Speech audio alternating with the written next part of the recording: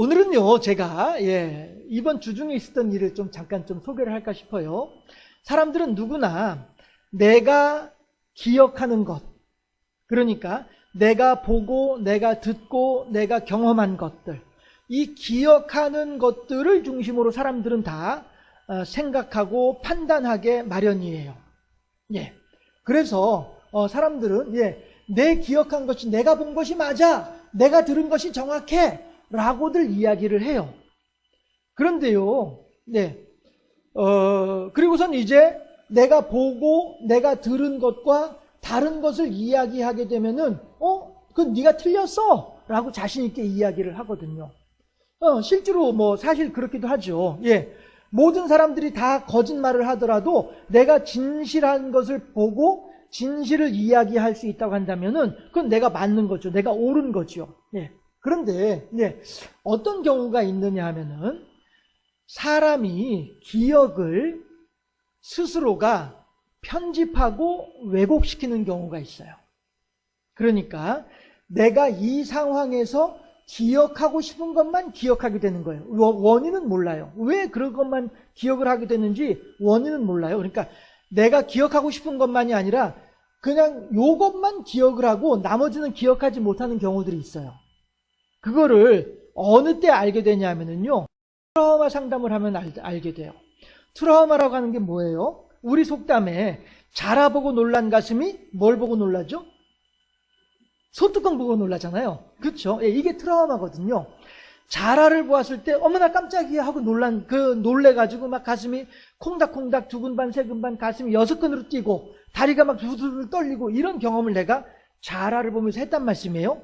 그런데 그 어느 날 갑자기 이렇게 문득 부엌에 들어가다 보니 굵은 가마솥에 가마솥 뚜껑이 아궁이에 떡 있는데 가마솥 뚜껑을 딱 보는 순간에 자라를 보았을 때의 그때의 그 느낌과 그 감정이 그대로 살아나는 거예요. 그래서 막 가슴이 콩닥콩닥 뛰고 다리가 두두두 떨리면서 저 자라 있는 거 아니야? 하고 깜짝 놀라는, 이게 이제 트라우마거든요. 그래서 트라우마는 과거에 있었던 어떤 한 사건이 오랜 세월이 지났음에도 불구하고 지금도 여전히 나를 그 시간에 머물러 있게 해서 내가 분명히 지금 20년이 지나고 30년이 지났음에도 불구하고 지금도 여전히 그 시간에 머물러 있어가지고 그 일에 있어서만큼은 이때와 똑같은 감정을 느끼는 것, 두려움을 느끼고 이렇게 하는 것이 트라우마예요. 예를 들면은 몇 년 전에 제가 이제 포항에 가가지고 포항 지진이 있었잖아요. 그렇죠? 그래서 포항 지진으로 인해서 트라우마에 사로잡힌 사람들을 만나본 적이 있었거든요. 근데 그때 이제 저랑 이제 같이 만났던 사람이 한 60 넘은 아주머니였어요. 할머니라고 해야 되나? 아무튼 전에 그런 분이 있었는데 이 양반이 무슨 일을 했냐면은요, 도자기 가게를 했어요. 도자기 가게를 하니까 이제 진열장이 이제 중간에 쭉쭉 이제 몇 개 쭉 서 있을 거 아니에요. 그리고 이제 도자기니까 반짝반짝 빛나게 하려고 진열장도 유리로 만들고 막 이렇게 휘황찬란하게 번쩍번쩍 빛나게 이렇게 만들어 놨을 거 아니에요. 그런데 지진이 났단 말이에요. 그래서 막 건물이 막 흔들리고 있어요. 그리고 가게를 하니까 유리창 밖에 있는 사람들은 막 이제 열일이 막 도망다니고 하는 것들이 다 보이잖아요. 그렇죠? 그런데 내 가게에서도 마찬가지로 막 이 진열장들이 막 흔들흔들 해가지고 막 쏟아지고 깨지고 우장창 쾅창 막 이러고 있어요. 그런데 이 사람이 유리문을 열고 나가야 되는데 이 문이 안 열리는 거예요. 그래가지고 그 안에서 난 이제 꼼짝없이 죽었구나. 문 붙잡고서, 그 평상시 늘 열고 닫고 하던 문인데도 불구하고 그날따라 이 문이 안 열린다라고 생각을 하는 거예요. 실제로 문이 고장난 건 아니에요. 그런데 문을 붙잡고서 이걸 땡겨내지 못하는 거예요. 문이 안 열리는구나. 이제 저 사람들은, 저 유리창 바깥으로 보이는 사람들은 이리저리 도망다니면서 자기 살 길을 찾는데 나는 여기서 꼼짝없이 죽을 수밖에 없구나. 이런 그 충격을 받은 사람이 있었어요. 다행히 그 옆에 이제 아는 사람이 있어서 그 문 앞에서 이렇게만 쫄쫄매고 있는 걸 보고 쫓아와가지고 문을 열어줘서 나왔다고 하더라고요. 그런데 이 사람이 문제는 뭐냐면은 아파트에 살고 있는데 못 들어가는 거예요. 또 흔들리면 어떻게 하지? 또 문이 안 열리면 어떻게 하지? 막 이런 불안감 때문에 못 들어가는 거예요. 이게 트라우마예요. 그런데 이제, 예, 이번 주 중에 이제 제가 또 그런 비슷한 트라우마를 겪은 사람을 만나봤었는데, 제가 말씀 뭐냐면은, 사람의 기억이라고 하는 것이 이렇게, 어떤 면에서는 사람의 기억이라고 하는 것이 이렇게 나를 이렇게 얽어맬 수 있구나 라고 하는 것을 말씀드리려고, 예, 사람이 기억하고 있는 것이 경우에 따라서는 상당히 불완전하구나 라고 하는 것을 말씀드리려고 하는 거예요. 50대 중반의 여성인데요, 이 사람이 11살 때 겪었던, 국민학교 4학년 때니까 11살 때 겪었던 일이에요. 뭐냐면은 나보다 2살 정도 나이도 많고 그러다 보니까 키도 크고 등치도 좋고 힘도 세고 그런 여자애인데, 얘가 또 혼자만 있는 것이 아니라 자기 패거리들하고 쭉 이제 데리고 있으면서 나하고 맞서서 나를 때리려고 하는 그 장면. 이것이 이 50대 중반의 이 여인한테 근 40년 넘게, 예, 그것이 너무 힘든 거예요. 그래가지고 낯선 사람을 만나게 되면은 혹시 이 사람이 날 때리려고 하는 거 아닐까? 이런 두려움이 있어가지고 사람을 제대로 사귀지 못하는 이런 일이 있었어요. 그게 이제 이 사람을 가지고 이제 트라우마 상담을 한 거예요. 그러면서 이제 예전에 그 당시에 이제 기억으로 들어가서 이렇게 저렇게 탐색을 하다 보니까 이 사람이 배시시 웃어. 상담하다가 배시시 웃어요.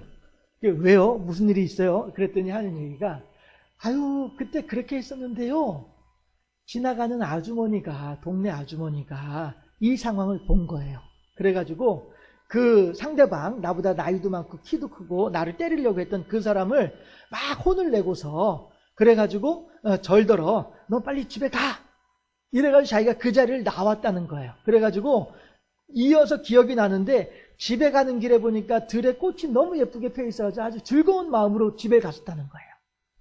그런데 이 사람은 45년 가까이 생활, 그 아주머니가 와서 자기 편을 들어줬던 그 부분은 전혀 기억을 못하고 있었던 거예요.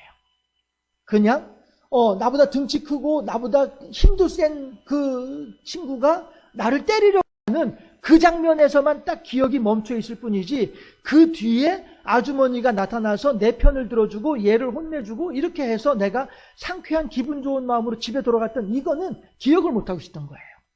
이러니 이 사람은 근 45년 동안을 낯선 사람을 보면 저 사람이 또 날 때리려고 하면 어떻게 하지? 이런 불안감 속에 살아왔던 것이었죠. 그렇죠? 예, 이게 바로 편집된 기억이고 왜곡된 기억이에요.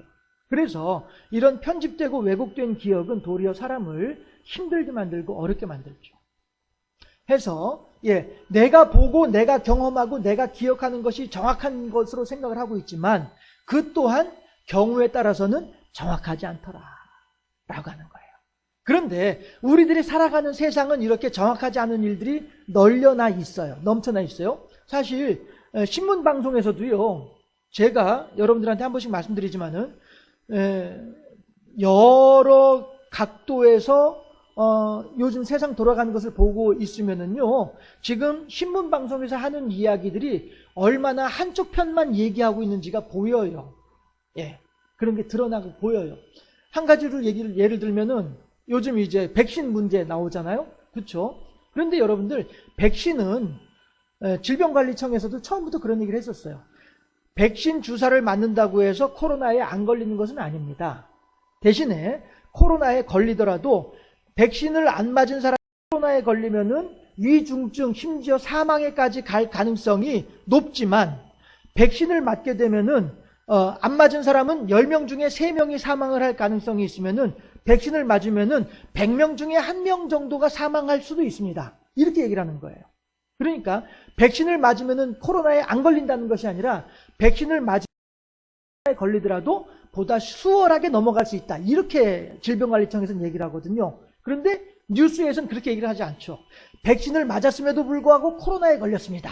돌파 감염 몇 명. 이렇게 얘기를 하고 있잖아요. 그렇죠? 이거는 잘못된 정보를 전달하고 있는 거죠. 어쨌든, 예, 이렇게 우리들이 살고 있는 시대는 정확하지 않은 시대 속에 살고 있다. 그걸 제가 말씀드리고 싶은 거예요. 그에 비해서 서들에게 너무나도 정확한 것을 이야기해주고 있더라라고 하는 것입니다.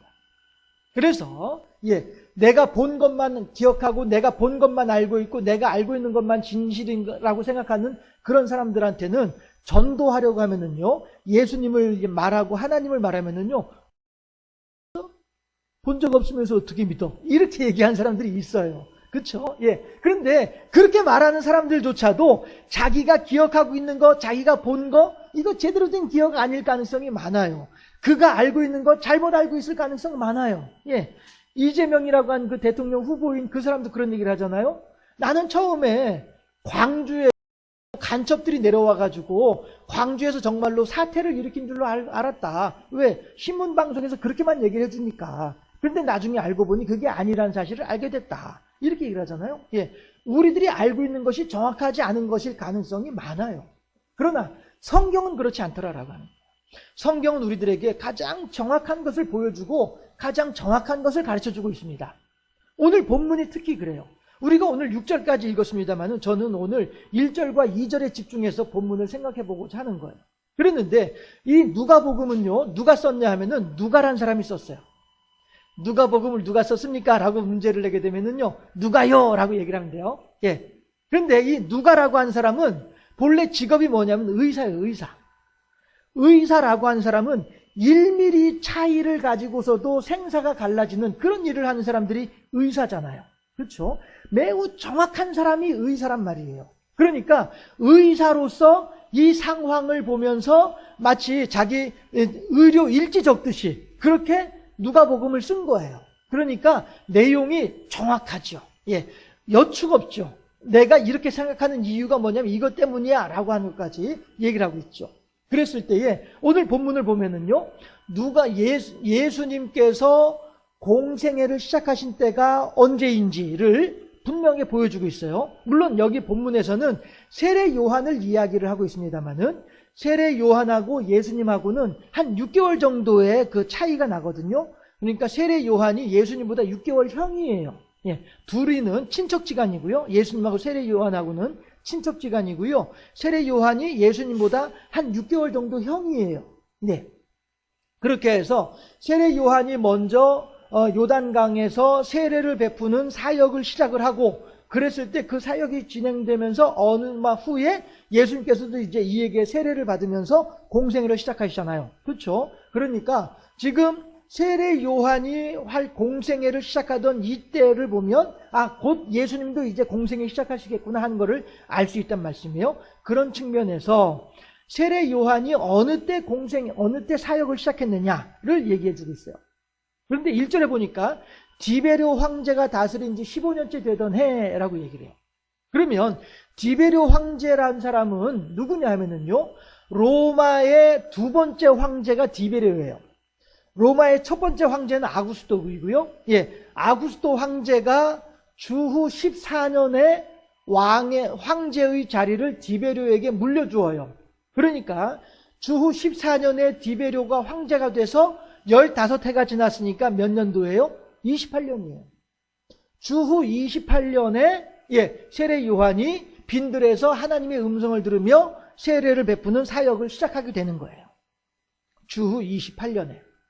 그런데 이 누가는 여축 없는 사람이라고 했잖아요. 디베료 황제 한 사람만 가지고 얘기를 하는 것이 아니라요. 그 당시에 우리 이 유대 지역에 분봉왕이 누가 있었는지도 이 얘기를 하고 있어요.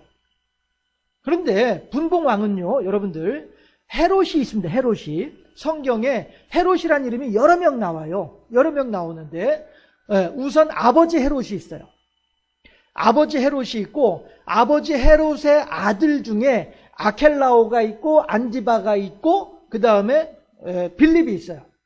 해서 아버지 헤롯이 이 유대 지역을 다스리는 왕이었었어요. 그런데 이 아버지 헤롯이 죽으면서 아들 3명에게 이 땅을 나누어서 주었어요. 해서 아켈라오가 유대 지역을 중심으로 나라를 다스리고 그 다음에 오늘 본문에 나오는 것처럼 헤롯이라고 나오지만 헤롯 안디바예요. 둘째 아들. 안디바하고 그 다음에 셋째 아들 빌립이 각각 이제 나라를 다스리고 있어요. 그랬는데 문제는 뭐냐 하면은 이 첫 번째 아들 아켈라오가 너무 나라를 학대를 하는 거예요. 학정을 저지르는 거예요. 마치 전두환 때처럼 그렇게 독재를 펼치는 거예요. 막 사람들을 너무 못 살게 구는 거예요. 그러니까 하니까 유대 지도자들이 로마 황제에게 사람을 보내요. 사람을 보내가지고 황제님, 우리를 다스리는 아켈라오라고 한 사람이 너무 우리들을 힘들게 합니다. 아켈라오를 왕의 자리에서 좀 쫓아내 주세요 라고 부탁을 할 정도예요. 그래서 그 황제가 옳았구나, 잘됐다 싶어가지고 아켈라오를 왕의 자리에서 쫓아내면서 그 자리에 누가 들어오냐면은 본디오 빌라도가 들어와요. 그래서 본디오 빌라도가 아켈라오가 다스리던 지역을 본디오 빌라도가 로마의 총독으로 와서 다스리게 된 거예요. 이런 일이 있었어요. 그래서 왜 예수님도 비유 중에 어떠한 사람이 왕의 자리를 얻으려고 먼 나라에 여행 갔다가 뭐 이런 얘기 나오잖아요. 그게 이제 아켈라오 때 있었던 일을 가지고서 예수님께서 비유로 말씀하시는 거예요. 자, 이렇게 나라는 혼란스러워요. 정치적으로도 어렵고요. 힘들어요. 그리고 이제 루사니아라고 한 사람이 나오는데, 루사니아는 이제 또 이제 다른 쪽의 분봉왕이고요. 해서 1절에서는 세례 요한이 사역을 시작하던 그때의 정치 상황을 이야기를 해주고 있어요. 해서 정치 상황이 이렇게 정치 지도자들이 이렇게 서로 간에 자기들의 자리 다툼을 하면서 힘들게 백성들을 지금 만들고 있더라라고 하는 거예요. 그런데 2절에서는 무슨 얘기를 하냐면요, 안나스와 가야바라고 하는 사람이 나오는데, 의사 누가는 뭐라고 하냐면은 이 사람들은 대제사장들이다 이렇게 설명을 하고 있어요. 그런데요, 이 말에는요, 의사가 이렇게 말을 할 때에는요, 우리들로 하여금 내가 왜 이렇게 말을 하는지 그 의도를 좀 너희들이 좀 알았으면 좋겠어요. 여러분들이 내가 왜 이렇게 말하는지 의도를 좀 알아주세요. 이런 뜻이 담겨 있어요.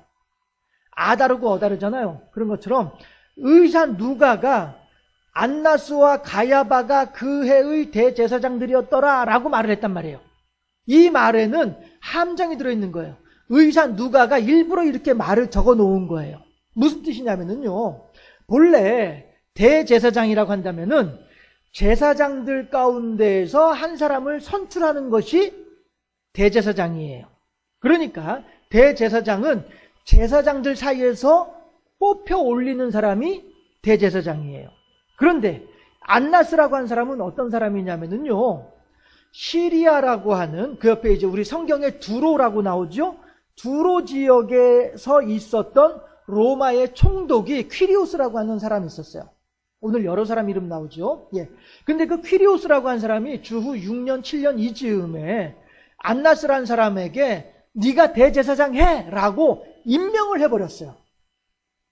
대제사장은 제사장들 사이에서 한 명을 뽑아 올리는 것이 대제사장인데, 안나스라고 한 사람은 그러한 정상적인 절차를 걸쳐서 대제사장이 된 것이 아니고요, 퀴리오스라고 하는 군사력을 가진 한 힘 있는 사람이 안나스라고 한 사람한테 네가 대제사장 해라고 해서 임명한 사람이에요. 그러면 퀴리오스는 왜 안나스를 네가 대제사장 하라고 왜 임명을 해 주었을까요?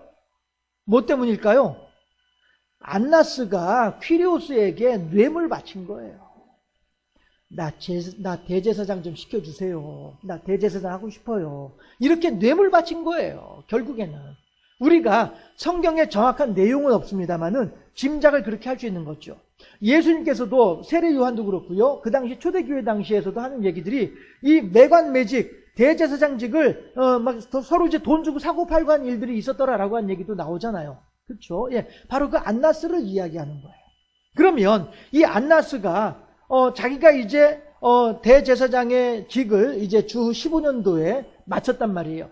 마치고서는 이제 자기 대제사장직을 내려와야 되잖아요. 내려오면은 그 뒤에 대제사장은 누가 하더라도 그냥 그들에게 내어버려 맡겨두고 있어야 되는데, 안나스는 누구를 자기 후임으로 대제사장으로 삼느냐 하면은 가야바, 자기 사위예요.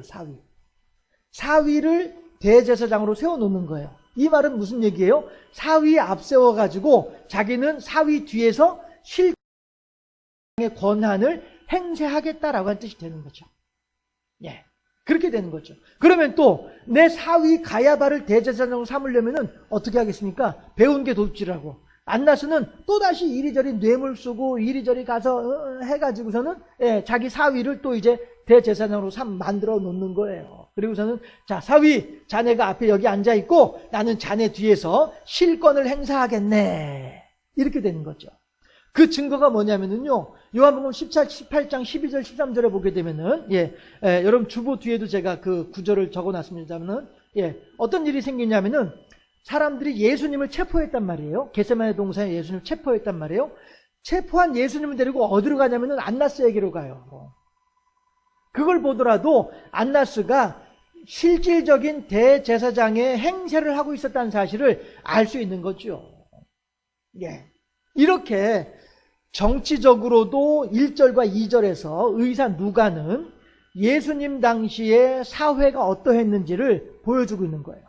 정치적으로도 혼란스럽고요. 사람들은 어떻게 해서든 자기 욕심을 따라서 어떻게든 로마 황제에게 잘 보여가지고 내가 총독의 자리를 유지하고 왕의 자리를 유지하고 이런 거에만 혈안이 돼 있는 거예요. 이렇게 하니까 백성들이 잘 먹고 잘 사는 것에 대해서는 신경도 안 쓰고 이렇게 있는 것이죠. 요즘에 대통령 후보로 나온 사람들 중에도 그런 말 하죠. 내가 대통령이 되면 싹 다 잡아 넣어버릴 거야. 이렇게 말한 사람이 있죠. 어이 무서워라. 내가 대통령 되면 싹 다 잡아 넣어버릴 거야. 이렇게 말한 사람이 있는가 하면 내가 대통령이 되면 어떻게든 국민이 주신 권한을 가지고 국민을 편안하게 살 수 있도록 해드리겠습니다. 이렇게 말한 사람이 있어요. 그런데 이 당시에 이 총독이나 왕들은 다 로마 황제에게 아부하고 로마 황제에게 뇌물 바치고 이런 거에만 신경을 쓰고 있었지 내 나라의 백성들을 잘 다스리고 행복하게 지내도록 하려고 한 사람들은 없었단 말이에요. 그런가 하면 정치 지도자들은 그렇다 치더라도 종교 지도자들이라도 정신을 차리고 있으면 좋을 텐데 종교 지도자들도 대제사장들 안나스나 가야바를 보게 되면은 어떻게 해서든 높은 사람, 힘 있는 사람들한테 뇌물 줘가지고 대제사장 자리 유지하는 거 여기에만 신경을 쓰고 있지 이 사람들이 이 영혼이 피폐해져 가는지 이 영혼이 어떻게 돼가는지 신경도 안 쓰고 있는 이런 사람들이었단 말이죠. 이러니 이 당시에 종교 지도자들에 대해서 뭐라고 얘기를 합니까? 사람들이 많은 시장거리에서 많은 사람들에게 존경받고 인사받는 거나 즐거워하고 있는 사람들이다. 이렇게 종교 지도자들에 대해서 평을 하잖아요. 이런 것들이 다 윗물이 맑아야 아랫물이 맑은 건 아니겠어요? 대제사장 안나스나 가야바부터가 뇌물이나 쓰고 다니고 말이야 영혼들은 신경도 안 쓰고 자기들 호의호식하는 것만 관심 두고 이렇게 하고 있으니 윗물이 흐리니 아랫물도 흐릴 수밖에 없는 거죠. 이렇게 되면 죽어나는 거는 백성들밖에 없는 거예요. 정치 지도자들은 나라를 다스리지 않고 있으니 백성들이 힘들죠. 종교 지도자들은 하나님을 두려워할 줄 모르니 백성들이 어려운 거예요. 죽어나는 거는 백성들만 죽어나는 거예요. 이런 시대를 살고 있는 거예요. 이 예수님 당시에. 그랬는데 2절 하반절에 보니까 사가랴의 아들 요한이 빈들에 있을 때에 그에게 하나님의 말씀이 임하니라 라고 하는 거예요. 여러분들 제가 오늘 제목을 뭐라고 했습니까? 제목 한번 보실까요? 빈들에 서 있는 한 사람이 됩시다. 제가 이 본문을 묵상하면서 그래 우리들이 온 이번 주에는 이 부분을 한번 우리가 함께 하나님의 말씀을 생각해보자라는 생각이 들었던 거예요. 빈들에 서 있는 한 사람이 됩시다. 사가랴의 아들 요한, 세례 요한이란 말이에요. 이 요한은 많은 사람들이 예루살렘이라고 하는 도시의 그 휘황찬란함 속에서 그냥 캐세라세라 세상 풍조 가는데 그냥 같이 따라다니면서 이리 휩쓸리고 저리 휩쓸리면서 아이고야 정치 지도자들도 지 살 길 찾아가고 종교 지도자들도 지 살 길 찾아가고 있으니 나도 내 살 길 찾아가자 해가지고 하나님을 두려워할 줄은 모른 채 어떻게 해서 남의 등 쳐가지고 내 욕심이나 챙기려고 하고는 이러한 시대를 살아가고 있는 사람들이었단 말이죠. 사사기에서는 뭐라고 얘기를 합니까? 사람들이 그때의 백성들이 하나님을 두려워하지 아니하고 자기 소견에 오른 대로 행하였더라 라고 사사기에서는 이야기를 하고 있죠. 그런가 하면 이사야서 53장에서는 뭐라고 얘기하냐면은 우리는 다 양 같아서 그릇 행하여 각기 제 길로 갔거늘 하나님을 두려워할 줄 모르고 하나님을 경외할 줄 모르고 하나님의 뜻이 무엇인지 알 생각도 하지 아니하고 그저 자기 소견에 오른 대로 각기 제 길로 갔거늘 자기 욕심을 따라 갔거늘 양들이 다 양 같아서 각기 제 길로 갔다라고 한 말의 의미는 뭐냐면요, 양들은 시력이 별로 좋지 않아가지고요, 바로 눈앞에 있는 풀만 먹는데, 눈앞에 있는 풀을 뜯어먹는 데에만 관심을 가지는 게 양들이에요. 그러다 보니 목자의 음성이 어디서 들려오는지는 신경도 쓰지 않고 그저 코끝에 있는 이 풀만 뜯어먹으려고 왔다 갔다 혈안이 돼서 돌아다니는 사람, 그 존재가 양들이에요. 그러다 보니 목자의 음성은 들을 생각도 하지 아니하고 그냥 풀 따라서 엉뚱한 길로 가버리고 마는 거죠. 그렇게 엉뚱한 길로 가다 보면 그게 뭐예요? 바로 길 잃어버린 한 마리의 양이 되는 거예요. 예수님께서 99마리의 양들을 길에 내어버려 두고 그 한 마리의 잃어버린 양을 찾으러 가실 때 그 한 마리의 잃어버린 양이 왜 잃어버린 줄 아세요? 자기가 가고 싶은 대로 가기 때문에 길을 잃어버리고 마는 거예요.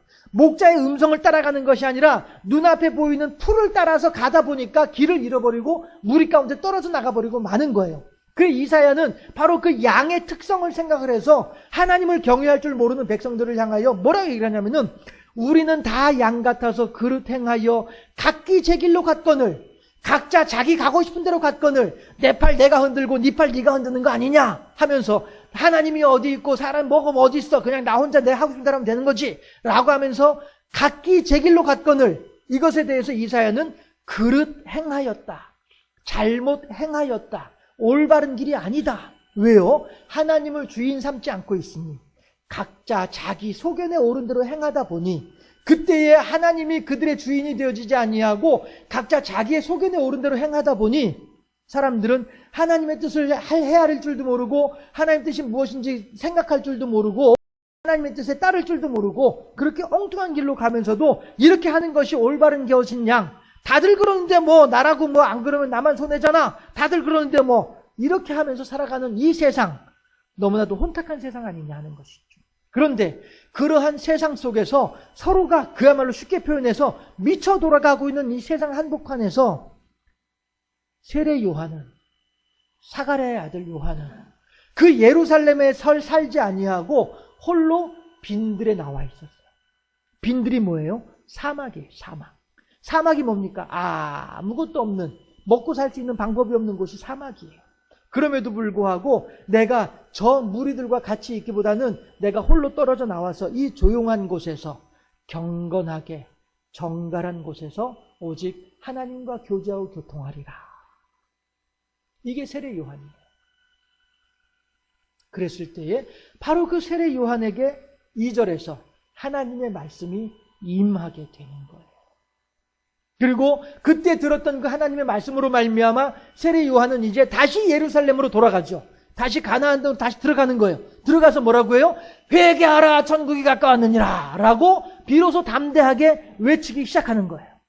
온 세상이 캄캄하여져서 하나님의 영광을 아는 빛이 아무것도 없이 캄캄한 듯이 보이는 이 시대 속에서 1절, 2절, 정치 상황이나 종교 상황이나 그리고 그로 말미암는 백성들의 상황이나 온 세상이 캄캄한 이 시대 속에서 그럼에도 불구하고 세례 요한이라고 하는 한 사람이 있어서, 이 사람은 하나님의 말씀이 어떠한지, 하나님의 뜻이 무엇인지, 하나님께서 우리들에게 원하신 것이 무엇인지, 하나님의 말씀하심이 무엇인지에 대해서 관심을 가지고 귀를 기울일 줄 알았던, 하나님을 향한 믿음으로 살고자 했었던 그 한 사람, 그 한 사람이 빈들에 있음으로 말미암아 하나님의 말씀은 이 땅에 끊이지 않고 여전히 그 명맥을 유지하면서 우리들로 하여금 의와 진리와 생명의 신의 길을 따라서 갈 수 있는 그 길을 안내해주고 있더라 라고 하는 것입니다.